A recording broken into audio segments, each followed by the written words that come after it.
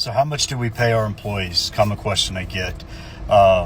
First of all, we don't have any employees. Everybody we have is a 1099 subcontractor, and we have 3 payment tiers that we do. If the cleaner is a solo cleaner, then we pay them 50% of every job they get. If it's someone who has themselves and a team, or themselves and a helper, then we'll pay 55%. And we do have some markets that we're in where we have a team member, a team member who's set up as a team leader.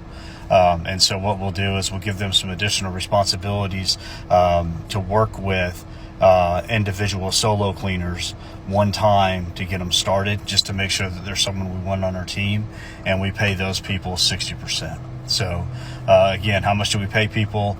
It's either 50%, 55%, or 60%.